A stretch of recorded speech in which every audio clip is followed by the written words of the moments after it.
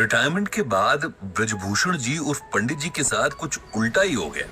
जहां लोग आमतौर पर रिटायरमेंट के बाद समय काटने के लिए वो सारे काम करने लगते हैं जिनसे जिंदगी भर वो बचते रहे थे, जैसे कि सुबह शाम घूमने जाना, आस पड़ोस में दोस्त बनाना, पौधों में पानी डालना वगैरह वगैरह। लेकिन पंडित जी का हाल कुछ उल्टा ही था। उनके पास उनका गीता ज्ञान का ब्लॉग था, जिसके जरिए उन्होंने जाने कितने लोगों से दोस्ती कर ली थी। उनकी कंप्यूटर स्क्रीन की एक छोटी सी खिड़की थी जिससे वे सारी दुनिया को देख सकते थे, अपनी बातें कह सकते थे, दूसरों की सुन सकते थे। इस एज में अपना सीखा दूसरों को बांटने की और दूसरों से सीखने की उनकी भूख ही पंडित जी को कभी पता नहीं चलने देती थी कि अब धीरे धीरे बुढ़ापा उनकी हड्डियों पर हावी हो रहा है। जिंदगी धीरे धीरे रेत की तरह मुट्ठी से फिसल रही थी। नमस्कार दोस्तों, आप सुन रहे हैं गीता ज्ञान, आगे की बात। रोज जाने कितने लोग ईमेल के जरिए पंडित जी से अपनी जिंदगी की परेशानियों का हल मांगते, और पंडित जी अपने गीता ज्ञान से हर बार कोई ना कोई ऐसा हीरा निकाल ही लाते थे जो अंधेरी रात जैसी मुश्किल में भी उजाले की किरण बिखेर देता। लेकिन कई बार दूर के लोगों को समझाना आसान होता है, अपने आसपास के लोगों को बिल्कुल नहीं, क्योंकि तब आप भी उनके दुख में दुखी होते हैं और तब उनके साथ आपको खुद को भी समझना होता है, जो कि दुनिया का सबसे मुश्किल काम है। पंडित जी भी कल रात से ऐसे ही एक डिलेमा में फंसे हैं।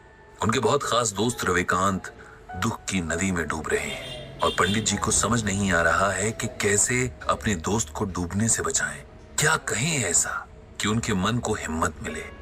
कहने जाते भी हैं तो अपना ही गला रुआंसा हो जाता है। रह रह कर बस पुराने वक्त की यादें आंखों के आगे आ जाती हैं। यादें जिनमें वे खुद हैं, उनकी पत्नी है रविकांत हैं और रविकांत की पत्नी रश्मि है, जो कल अचानक से उनके दोस्त को अलविदा कहकर अनंत की यात्रा पर निकल गई हैं और पीछे छोड़ गई हैं उनके दोस्त को, जिसके बारे में तमाम मित्र मंडली मजाक बनाती थी कि वो तो किसी के सपने में भी बिना रश्मि के नहीं जाता। रश्मि और रविकांत की कहानी याद करके पंडित जी बार बार भावुक हो जाते हैं। कुछ 40 बरस पहले नई नई शादी करके ये दोनों इस मोहल्ले में किराए का मकान लेकर रहने आए थे। दोनों ही बैंक में काम करते थे और कुछ काम की व्यस्तता तो कुछ नए होने के संकोच के कारण मोहल्ले के कम ही लोगों से उनकी जान पहचान हो पाई थी। पंडित जी के दोनों बेटे तब बहुत छोटे थे और रविकांत से पहले उनकी दोस्ती उन दोनों से हुई थी। शायद इसका कारण रविकांत का बच्चों से बहुत प्रेम करना रहा हो। धीरे धीरे बच्चों की ये दोस्ती उनके माँ बाप तक पहुंची और ये चारों भी आपस में बहुत अच्छे दोस्त बन गए। ईश्वर के खेल भी अजब निराले हैं। जिस रविकांत को बच्चों से अथाह प्रेम था, उसी को औलाद के सुख से वंचित रखा। पंडित जी की पत्नी के साथ रश्मि ने जाने कितने डॉक्टर्स के चक्कर लगाए, कितने मंदिरों में माथा टेका, जाने कितने दिन भूखे रहकर व्रत उपवास किए, लेकिन औलाद भाग्य में नहीं थी, सो नहीं मिली।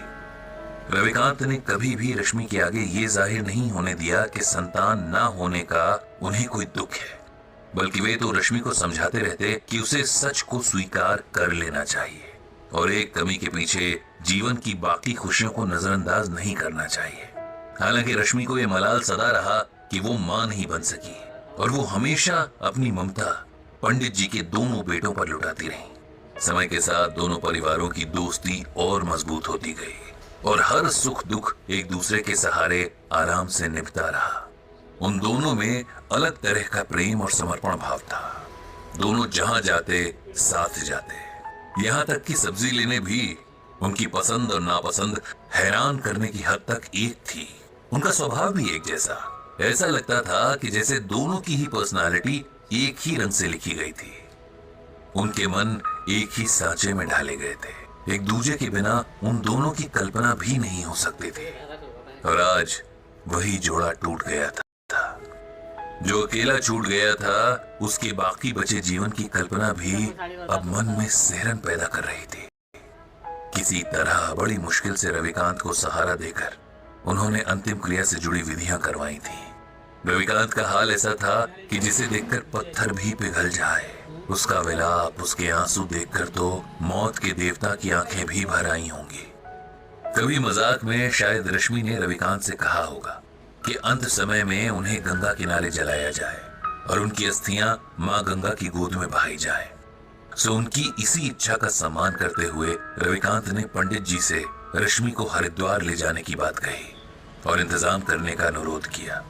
हरिद्वार के पूरे रास्ते जैसे रविकांत बेसुध थे। उन्हें देखकर ऐसा लग रहा था कि मानो ये दुख में डूब जाना चाहते हैं। न उनके उबरने की शक्ति बची थी और न ही इच्छा। रविकांत को कुछ होश नहीं था कि कब लोगों ने जबरदस्ती उनसे अंतिम क्रिया की रस्में करवाई और कब उन्होंने किसी और के सहारे से खड़े होकर रश्मि को अंतिम विदा देकर अग्नि के हवाले कर दिया। उनकी नजरों के सामने बस राख थी, ठंडी और बेजान। इधर अंतिम संस्कार के साथ आए लोगों के लिए पंडित जी ने नाश्ते का इंतजाम करवा दिया था। सब उधर बिजी थे और रविकांत अकेले एक बेंच पर बैठे जाने दुख के कितने गहरे समंदर में डूबे जा रहे थे। दूर खड़े पंडित जी ये सब देख रहे थे। उन्होंने तय किया कि उन्हें रविकांत को इस सदमे से बाहर लाना ही होगा, उन्हें सच को स्वीकार करने का हौसला देना ही होगा, क्योंकि अगर ये अभी न हुआ तो कभी नहीं हो सकेगा। रविकांत के पास जाकर उन्होंने धीरे से उसके कंधे पर हाथ रखा और ऊंची आवाज में भगवत गीता का ये श्लोक पढ़ा।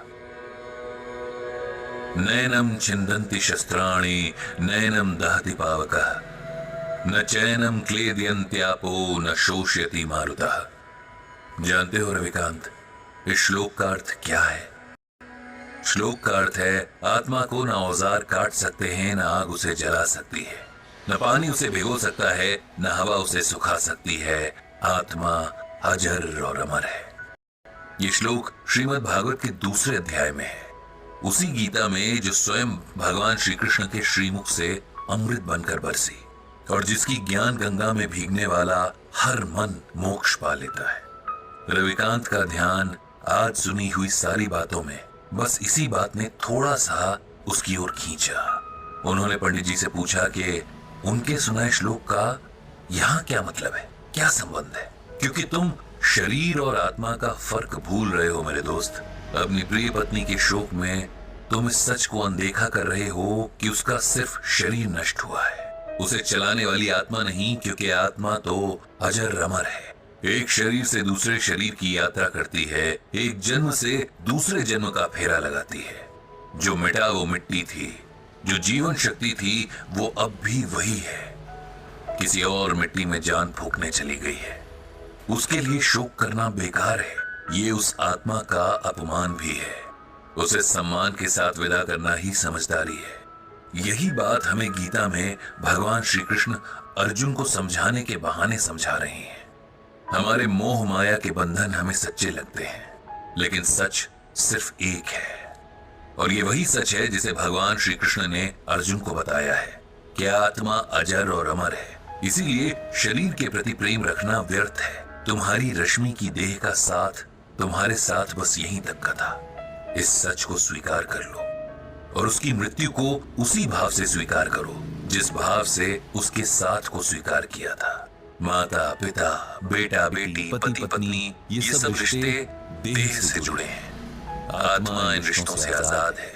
वो किसी अभिनेता की तरह बस किरदार निभाने तक देह में रहती है। किरदार खत्म तो आत्मा भी किसी और किरदार को निभाने निकल जाती है।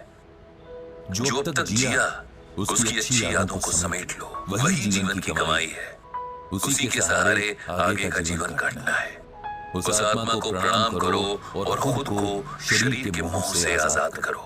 पंडित जी की इन बातों को सुनकर और भगवत गीता के श्लोक की व्याख्या सुनकर रविकांत के मन को ऐसी हिम्मत मिली जैसे किसी डूबते हुए को किसी मजबूत हाथ का सहारा मिल गया हो। जीवन के लिखे को स्वीकार करने की प्रेरणा ने जैसे उसके डगमगाते कदमों में ताकत भर दी थी।